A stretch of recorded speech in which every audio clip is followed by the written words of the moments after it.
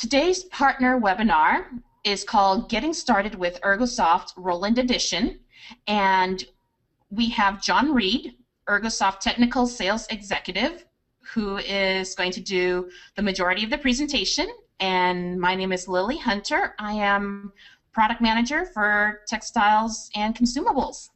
All right, just a few housekeeping items.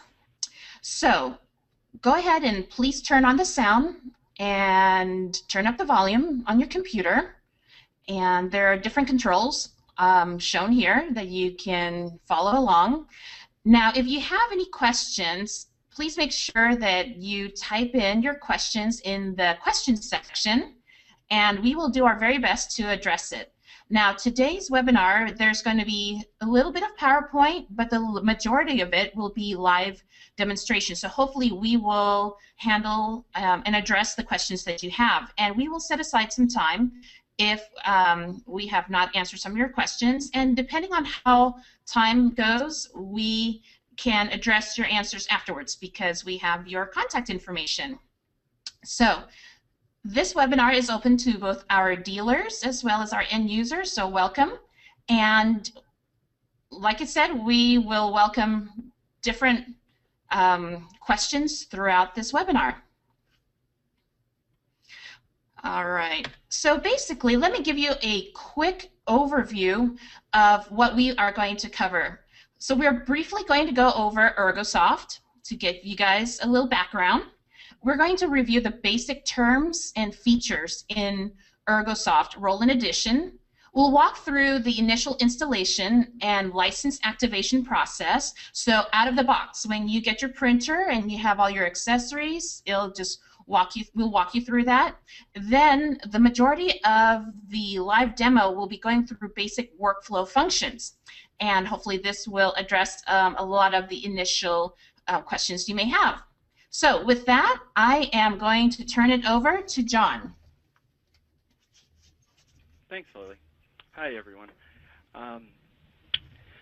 So let me get started, and I will basically just start introducing ErgoSoft and the ErgoSoft Roland Edition.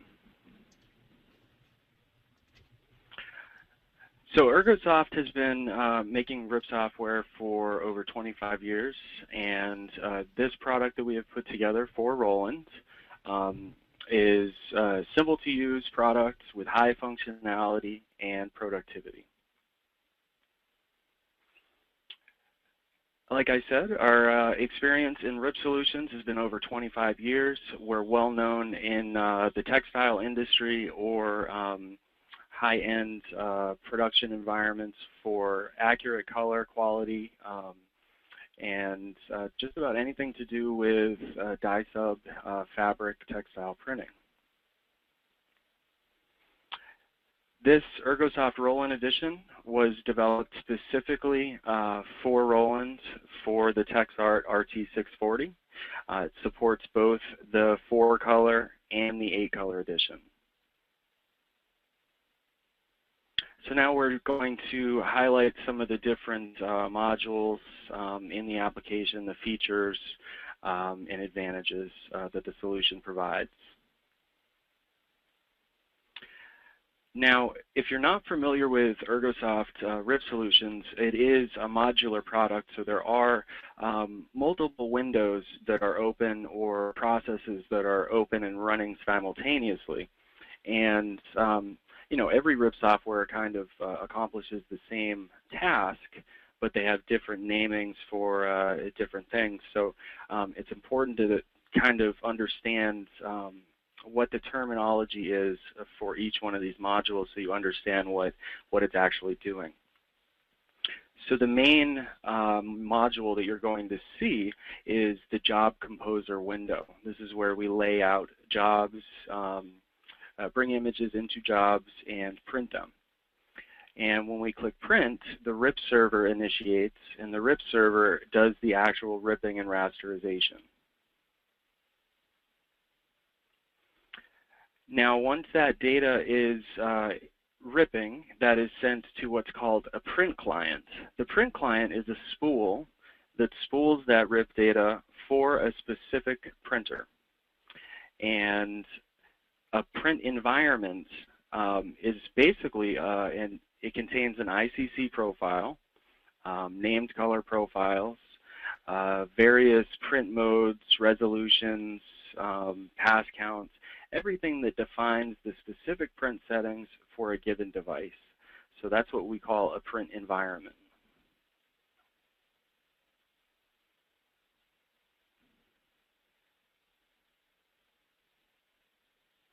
Now the applications for this solution can range from fashion and apparel, decor, sports apparel, custom goods, soft signage, etc. Some of the features that are in the software, we have manual and automatic tiling, very easy to utilize, and you get live updates as you're doing the tiling. A very unique feature called shrinkage correction, where if you're working with textiles, you may notice that after processing, after it goes through heat treatment, the textile can shrink, and it might shrink in one direction or it might shrink in two, both X and Y, and we can compensate for that and automatically scale the image so that when it goes through final processing, it is at the correct size. Some of the color features, spot color printing. We have some very unique tools for automatic spot color replacements. Pure color functionality, where if you have pure colors in the image file, we can preserve those so you don't end up having dots, like black dots printing in yellow, for instance. And of course, manual and automatic color replacement. Some other items that are unique to the software that help you increase productivity are things that we call image add-ons. These allow us to do things that would traditionally be done in a design application, like adding grommet marks, a company logo, cut lines, seam margins, things like that that can take up time on the design side. We can automate that in the RIP process, and with a click of a button selecting a preset, we can apply these to any image as needed. Fully customizable print marks. We can add in just about anything that you want to know about a specific job. Also, the print marks could be barcode oriented, so you can always read those with a barcode scanner and automate that.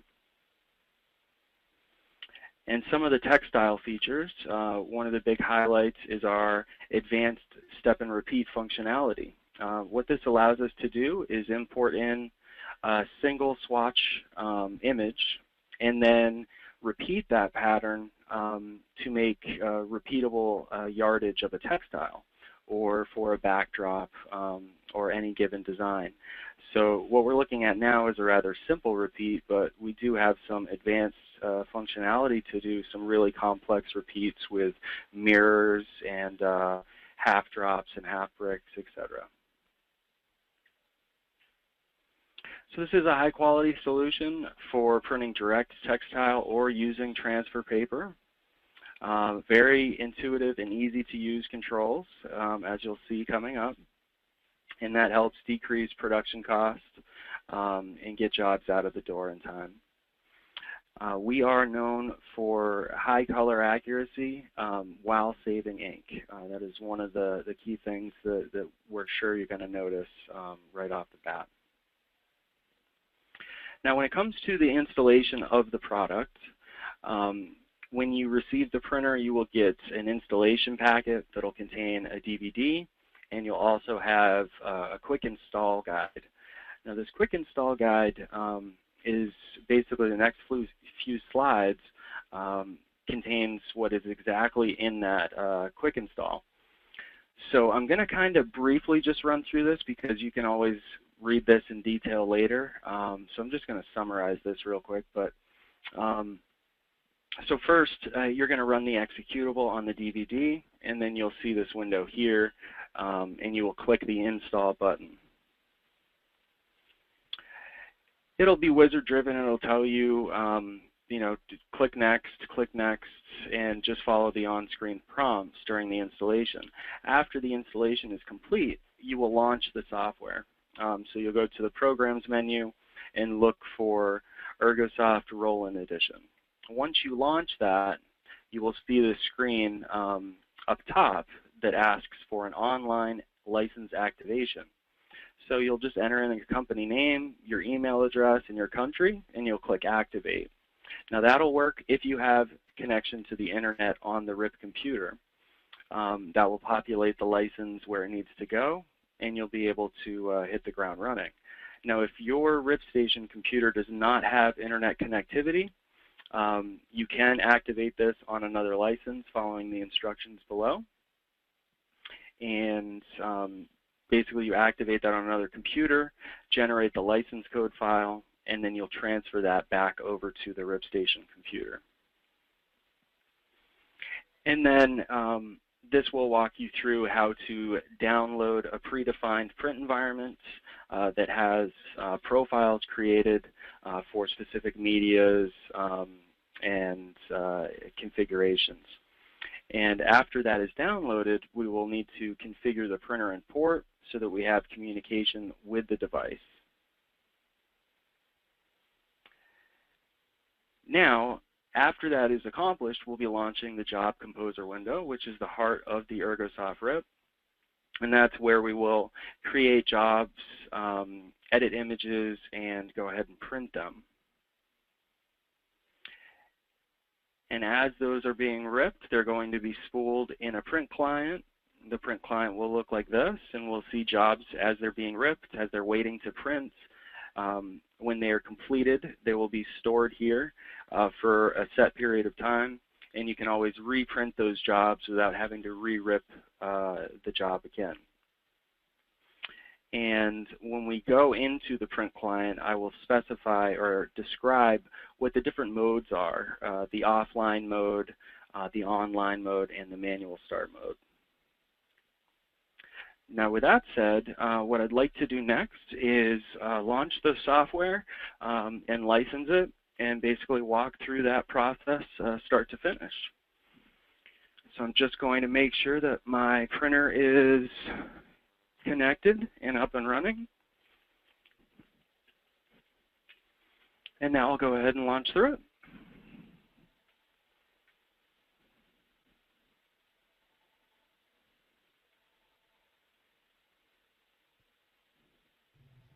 All right, so now, after launching the RIP, the first thing we're going to see is the online activation.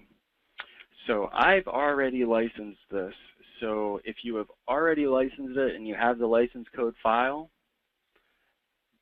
looks like this. I'm just going to cancel, and then it's going to ask me to import in that license code. So I'm going to click from File, and I'm going to navigate to where that is, which is on my desktop, and click Open, and it populates all the license code right in here. So now when I click OK, the software will launch. And the very first thing it's going to ask is to define a print environment.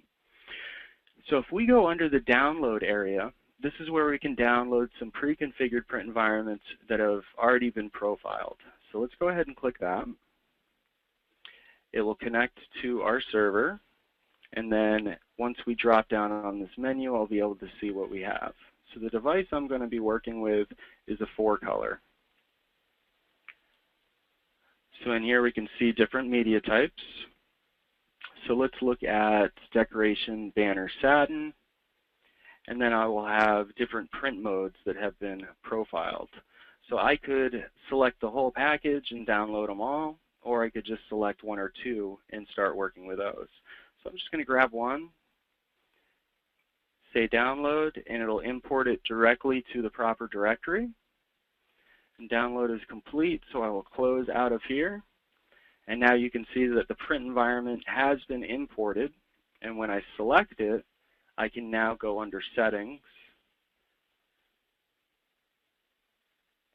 and now I can configure the print environment as I need it to be configured. So the first thing we're going to do here, I will go through the details of the print environment in a minute, but the very first thing we need to do is get communication with the printer.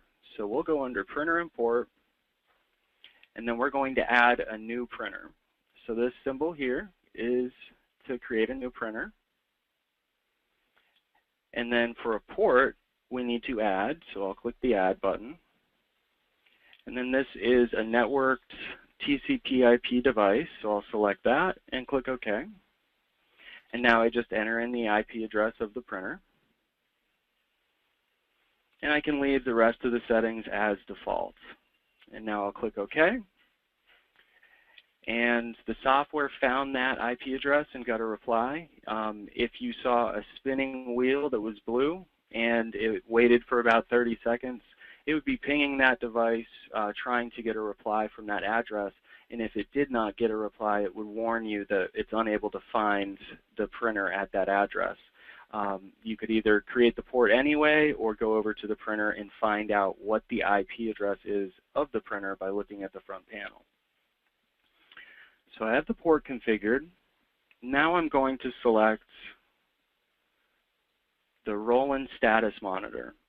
This will allow us to populate the media size directly from the printer and also get some other useful information. So we'll get information from the printer sent back to the RIP. So we want that active. Now the next thing is we need to configure a spool directory where we're going to RIP data to. So I'll browse for that. Now if you have 2 hard drives in your computer, it would make sense to put your spool directory on a secondary hard drive, but if you just have 1 drive, that's perfectly fine. And I like to keep things nice and clean, so I go to the C drive and I'll make a master spool folder. And then inside of the master spool folder, I'll start to make some sub-spool folders. So here's the spool folder I've already created. And I will click OK. And now I will OK out of this dialog, and now I can name the printer. All right, so now we have that print client configured. There's a couple more things that we want to point out, and this is really important. So what this will do here, if this is checked, we will actually bypass our print client functionality and just send data directly to this IP address. That doesn't allow us to spool jobs and change the priority level of jobs, or spool a job and rip the whole thing and then print it at a later time. So skipping the print client is not very good. So what we're going to do is uncheck that, and then here we can choose how much data to rip before the printer starts printing. So with this device, we don't need much segmentation. If we just set it at 10 megabytes, what will happen is we'll rip a job. Let's say it's a big job, but as soon as we rip 10 megabytes worth of data, that will be sent to the printer in 10 megabyte packets so that that printer starts printing faster and gets the job complete faster. And if you happen to notice that the print head is pausing and waiting for RIP data, you could always come back here at a later time and increase the segmentation so that you're ripping larger chunks so that the printer is not waiting for RIP data. That usually occurs when you're printing at really high speeds. Now the start mode of the print client is something that's very important. If the print client is in an offline state, it cannot release any jobs. It has to be, if it's offline, that's if you needed to do some maintenance. You wanted to change some settings or things of that nature. When the print client is in manual start, that means that every job that comes to it will be queued and then can be released out manually as you choose. If the print client starts up and it's in online mode, it will automatically release every job in the order that was sent to it. So when you're first starting out, it's a good idea to keep it in online mode.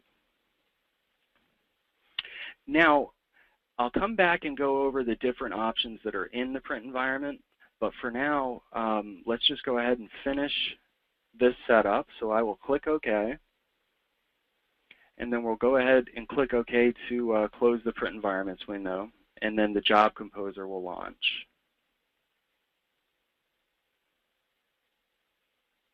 And here we go.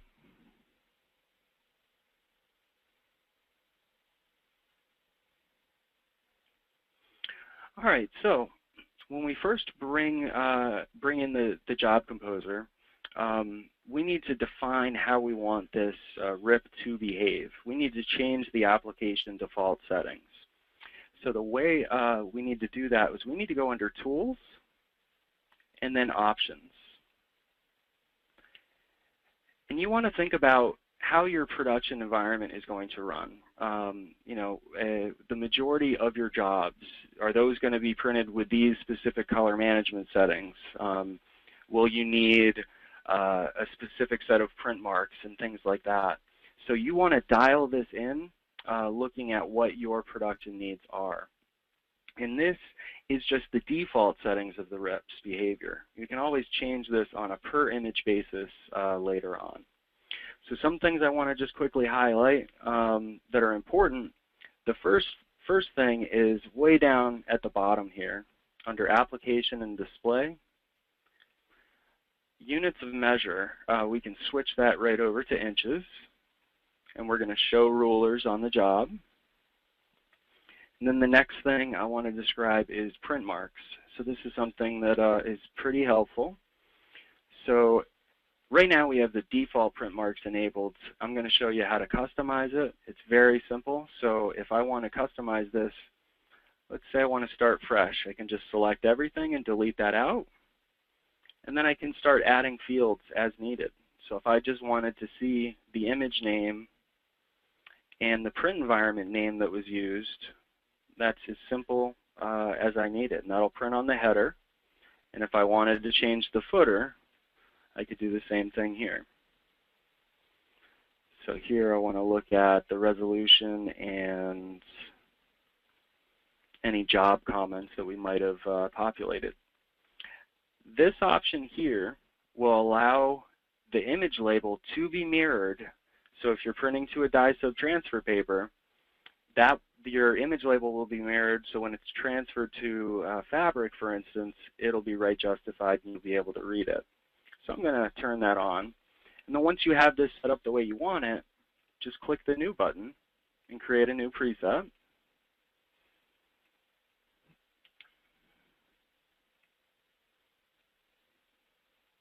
And now the preset is in there, so you can toggle between the defaults or your new print marks.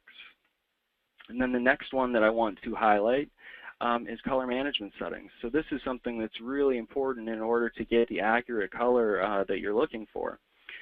So first thing I always like for people to take a look at is go to your design software, whether it's Photoshop or Corel or Illustrator, and look at what your color management settings are in there. So if I go into Illustrator and say Edit, Color Settings, here I can see what my working spaces are set to and what rendering intents I'm utilizing. So I want the RIP to behave just like my design software so that we have a nice cohesive color managed solution.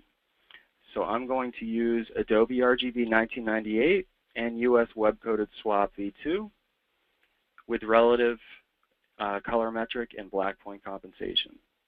So now in the RIP, we'll go ahead and dial those settings in. So under Color Management and Input Profiles, this is the settings that we will use for raster file types, meaning PSDs, TIFFs, JPEGs, PNG files, etc. This is not for PostScript and PDF files. So here I'm just going to make it look like it did in Illustrator.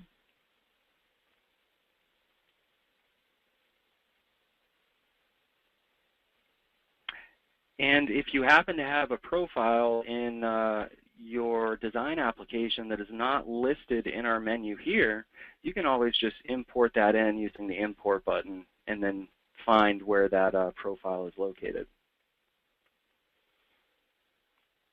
And under PostScript and PDF, this is where we will handle color management settings for PostScript and PDF files.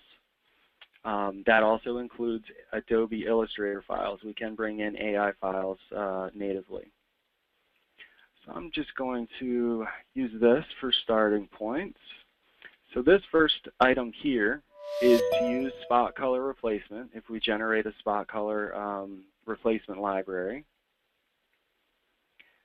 And I've got US web coded swap with relative color metric with black point compensation. And then here I'm going to use Adobe RGB 1998. And then some advanced PDF and PDFX settings. So this is basically what I would set this up as a default.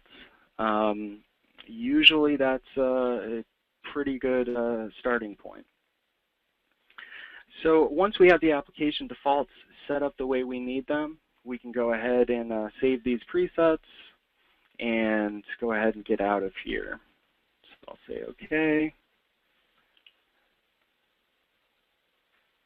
So now these presets, so if anybody were to come in here after the fact and make a change, we can see that now it's over at custom settings.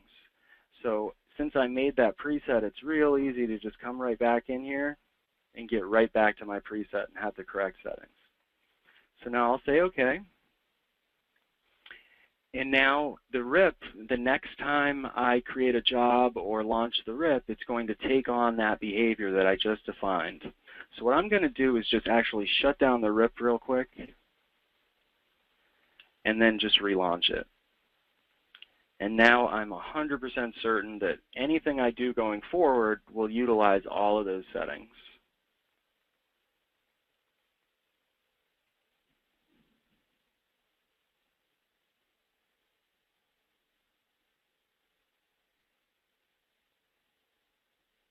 All right, so now we're going to go back into the print environment settings and take a look at what all the different options are in there. So in the Job Composer, when you have multiple print environments, you can click this drop-down menu and you'd see multiples in here. Since I only have one, there's just that one. And I can go into the print settings from this print settings icon. Or I can always go under Tools, launch my print environments dialog from here. I could always download a new one or edit the settings of this existing one. So let's go ahead and edit that.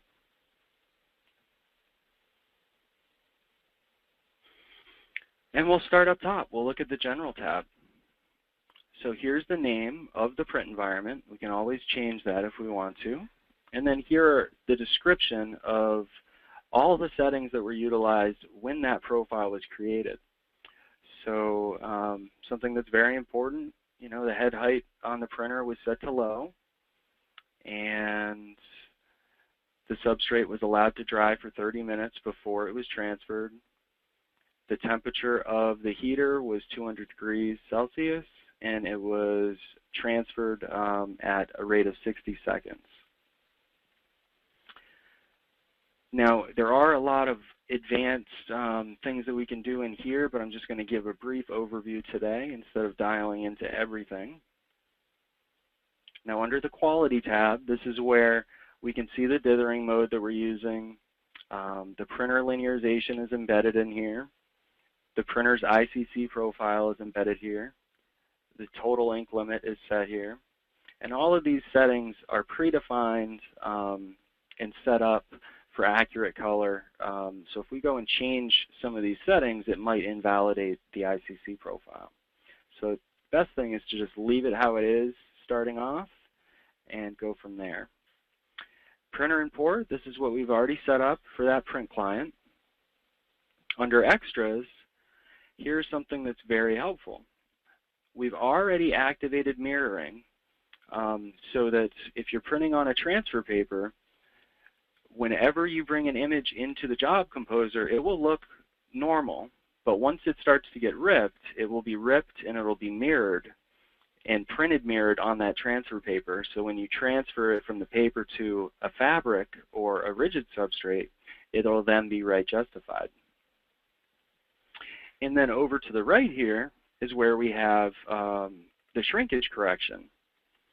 So for instance, if we were printing something that was supposed to be 12 inches by 12 inches, yet it was printing 10 inches by 10 inches.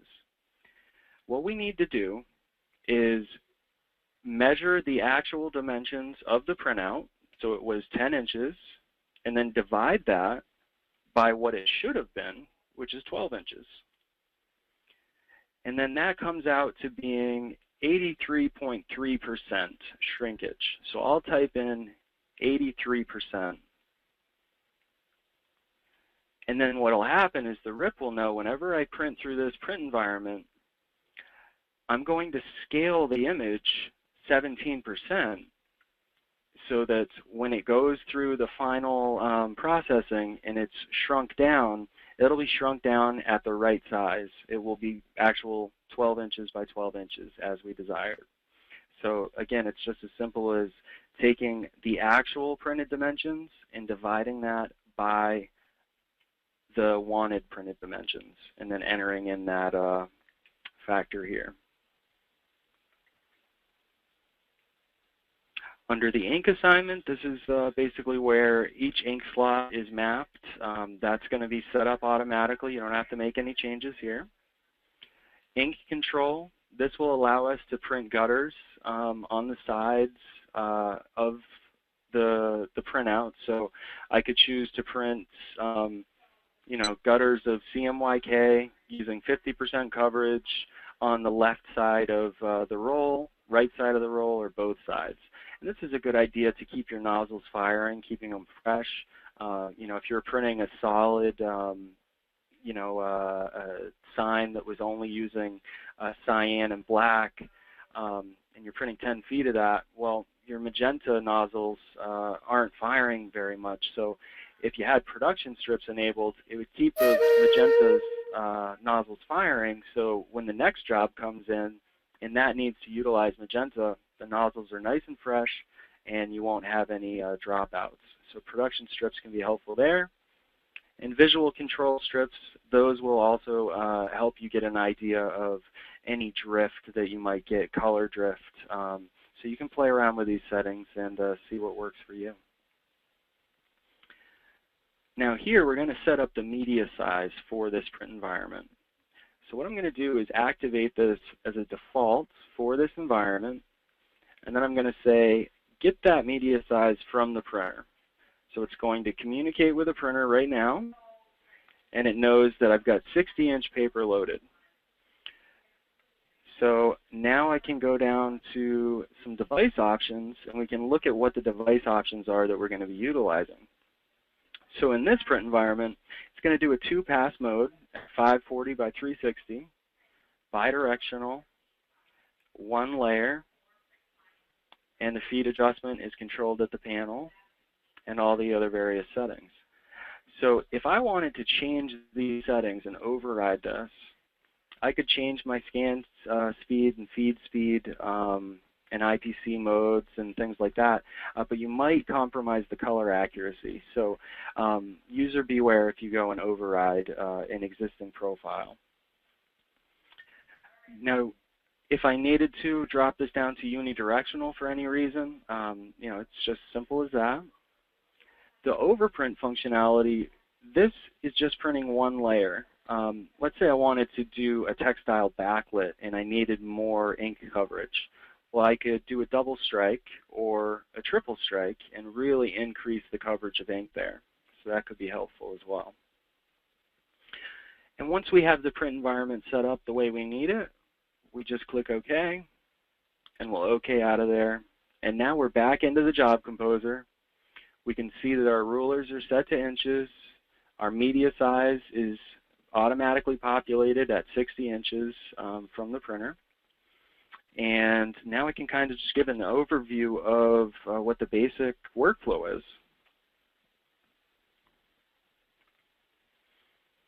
So the first thing, in the job composer, we can create jobs by going to File, New, and it'll open up multiple jobs as needed in this nice tabbed group here. So each one of these tabs, I could split those off into different groups by right-clicking on it and splitting it off into a new tab group. And if I wanted, I could have an infinite amount of tab groups open. But let's just work off of 2 for now. So on this job, job number 3, I'm just going to drag some images in. So I'm going to go to my images directory, and let's just grab a couple of these. Drag and drop. Images will go in there. And then I'm going to bring a couple other images over to job number 4. And those will lay out. So this workflow is pretty simple. I'm just dragging images in, or you can always go to File, Import Image, and import images that way. So you can bring them in one at a time or multiples. And then once you have the images in, we can start to manipulate how we want to use those images. So I'm going to move this tab back to the previous tab group so we can look at the screen a little closer. And I want to play with this job here.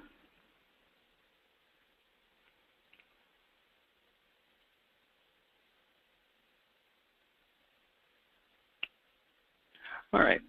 So if I just want to edit this single image, I can select that image, and then on the right-hand side, I have image properties. If I click the job background, I have job properties.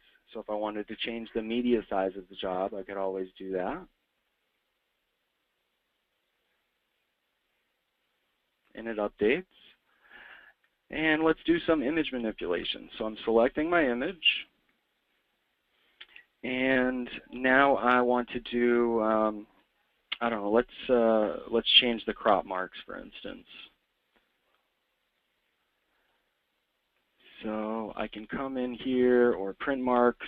Right now it's using the application default settings, print marks, and if I didn't want those, I could always just turn them off for this specific image, hit apply. Can change the positioning. So let's say I want this 3 inches over from the left and 3 inches down from the right. There we go. Put an image margin on it. We can change the functionality, the tune, the color of an image. So for this, for instance, here I can change the saturation, and it'll update in the preview window down in the bottom right. Or I could change the contrast and brightness, and it gives me an update. Now that's a small window, and if I wanted to make this window bigger to really see what I'm doing, I can change my view here under View and go to Workspace, and I'm going to go to the Edit Workspace. Now this will rearrange the screen so I can really see what I'm doing here. So now I've minimized my job and maximized my image preview. So now I can really see what's going on. So let's bump that contrast up just a little bit. And we see what happens. I can change color balance if I needed to. And we can change the gradation. And then once you're happy with these settings, you can either create a preset, which is something that we'd be able to utilize in the future.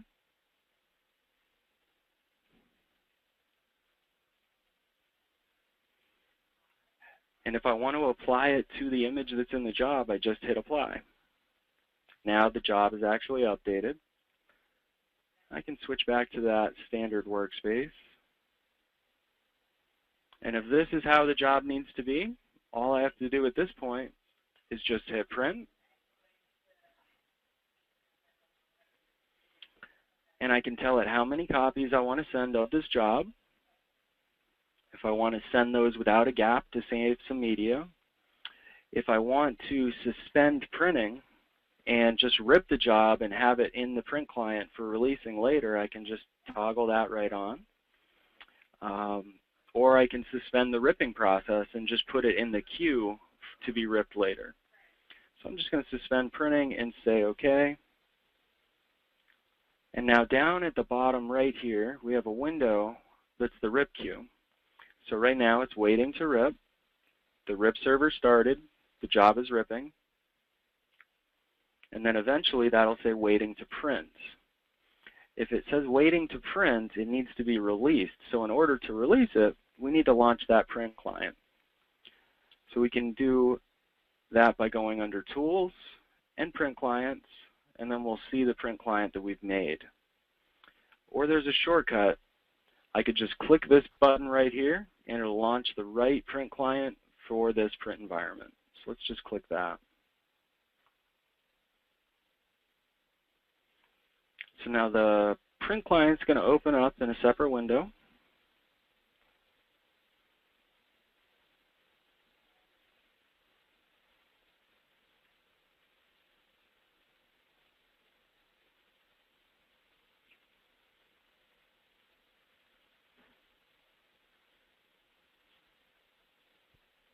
Oh, there it is. So it's right down here. This is the icon that it looks like. And we can see here my print client, the status mode right now is online. So any job that hits it that wasn't suspended would automatically get released. So if I were to unsuspend this job, it would start printing. If this was in manual start mode, everything would just queue up in the waiting for print queue. And then they would get bumped up to the top, and then we could release those one at a time. And when we're in offline mode, we can change some settings here. I could go under Operation, change the IP address, update media lists, things like that. So in this instance, I'm not going to have the printer check media size or media type or anything like that. That's kind of advanced settings. So leave those unchecked. And as long as you have this set up the way it is, you should just be able to take that job, unsuspend it, and then it'll start printing. So now that'll go off and start printing. And then once that's done, it'll be in the done queue.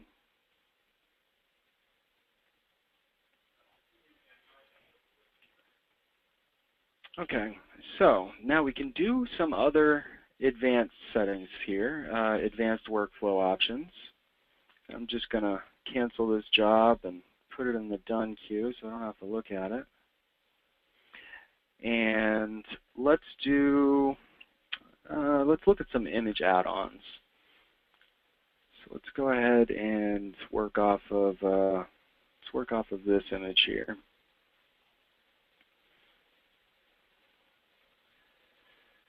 Actually, I'm going to make it just one big image so it's easier to see.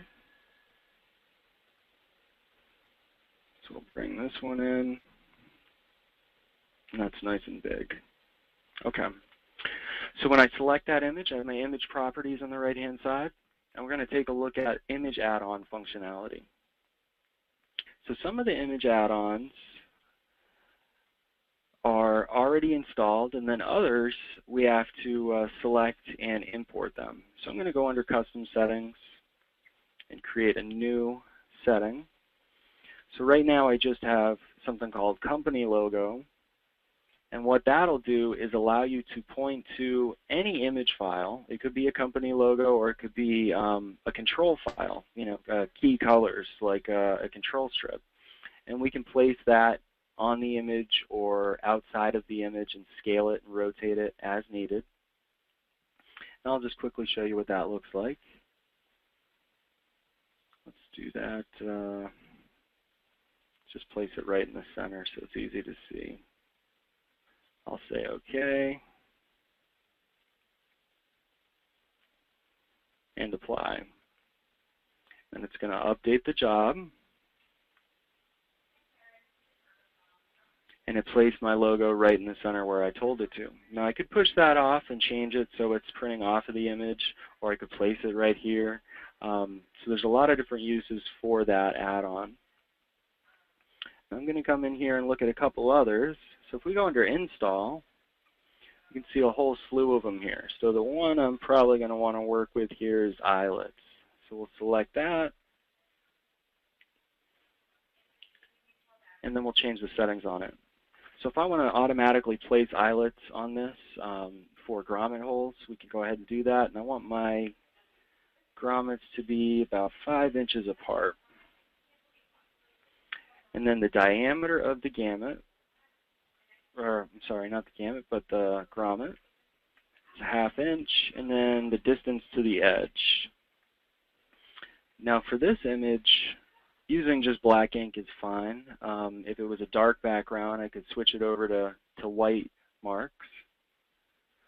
And I'll say OK.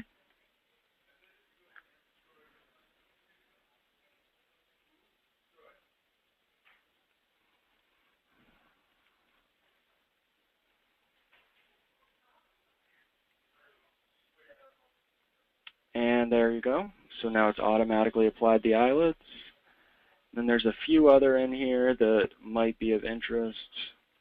So if I come in and I look at like a gradient frame, I can put a gradient around a specific image or a seam margin. Could do standoff drill holes, put an image caption on there. There's a whole bunch of different options that we can use. Now a couple other things that we can look at here. Let's do some tiling. So if I needed to tile this image, I can select tile. Then again, I have my little image preview down here. And for tiling, I really want to be in that edit workspace. So I'm going to go ahead and switch back to that again.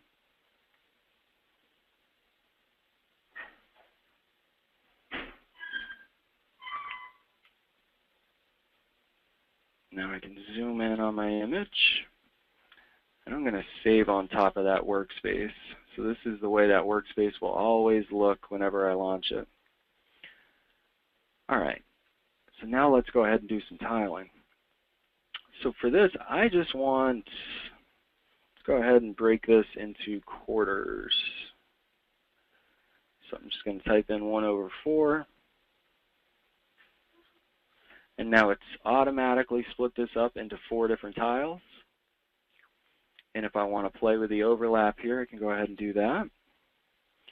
And there are different overlap options. So if I wanted image on one side, white on the other, whether it's the right side or the left side, transparent on the left and transparent on the right, symmetric, different options that we can play with depending on the substrate that you're using. So if it's a transparent substrate or a solid substrate. Can go to vertical tiles. And for this, I just want to split it in half. And you can, of course, type in, inches and say, I want 9 inches and do whatever we need to do there. And other options, we can put each tile on a separate page. That could be advantageous, allowing us to reprint just a single page instead of having to reprint the whole job. Rotate tiles by turns for a better nesting fit.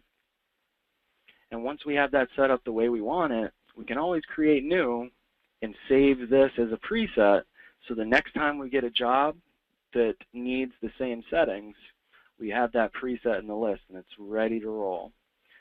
So tile.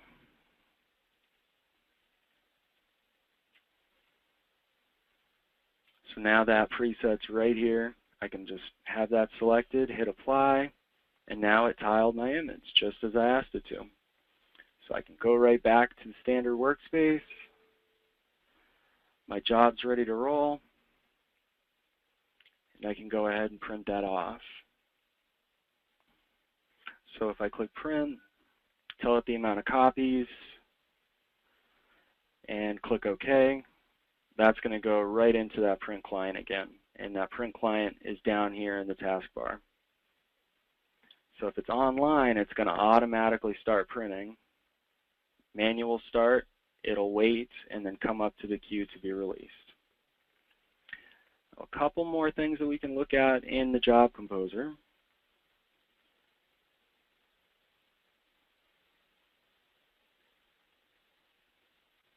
So if I want to resize an image, I can just select that image, simply scale the image, make it bigger, make it smaller, or I have real control by clicking scale on the right, and then I can tell it really how big I need this. So let's say 50 inches hit apply, and it'll update that.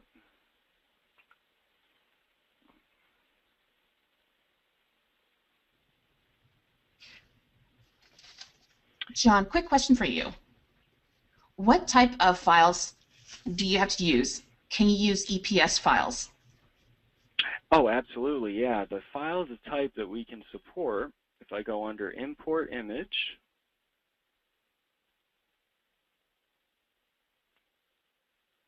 so here's all the supported file types. So if you're working with PostScript files, you can bring in EPS. You can actually bring in PostScript, PS, or AI, and PDF. So any one of those are perfectly fine to use. We can bring in Photoshop files natively as well. And then there are some import filters.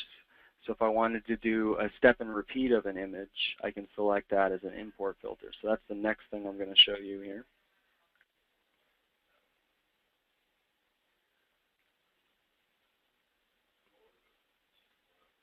So with this image, scaling, positioning, and let's see if I wanted to do rotate. Here it is. So rotate, and there are hotkeys.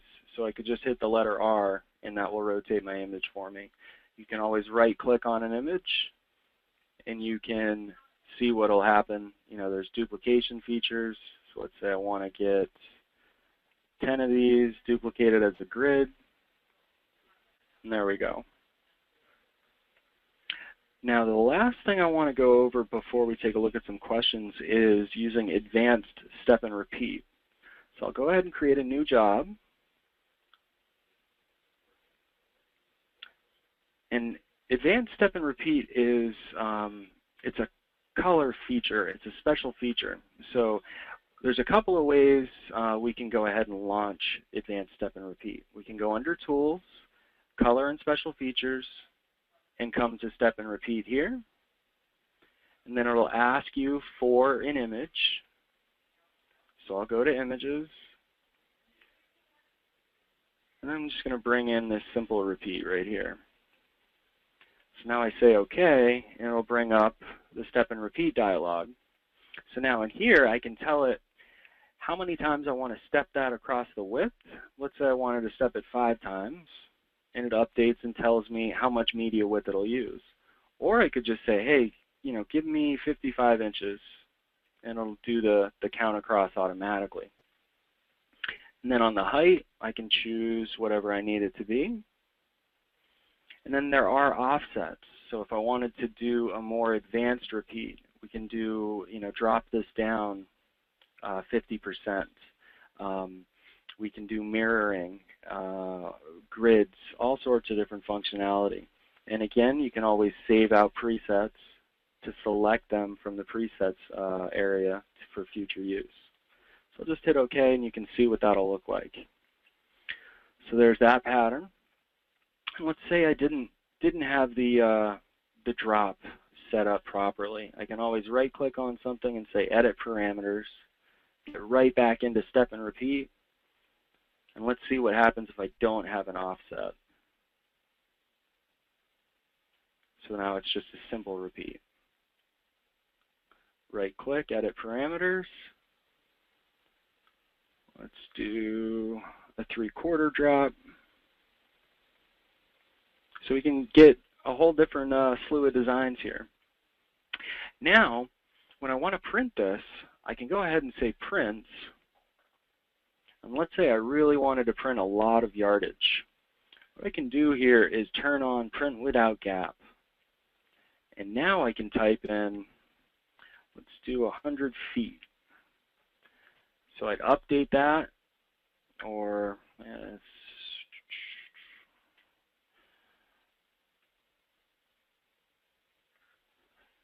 now when I go ahead and click OK, what will happen is it'll just rip this job once, and it'll rip it real fast because it's a small job, and then it will continually release this to the printer 110 times, printing me, you know, a ton of yardage without having to rip a lot of data. So this print without gap functionality can be very helpful. And one other way to get into step and repeat, rather than going under Tools, Color and Special Features, and Step and Repeat, the other way is just using an import filter. So if I go to File, Import Image, right here I can look at a step and repeat import filter. So this tells me that, hey, I can only use TIFFs or BMPs. I can select my image. It automatically launches step and repeat for me.